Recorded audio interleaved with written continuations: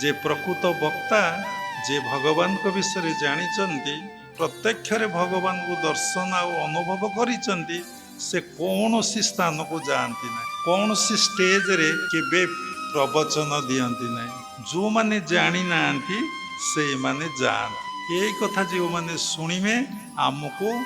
खराब कहे क्रिटिसाइज करेंगे कमेंट मारे केमिति समुद्र बेंग आसी कूओ बेंग पाखे पहुँचला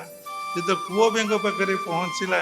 से कहला अरे बेंगटा ये समुद्रटा केते बड़ सी जिते बुझेला बुझीपारे ना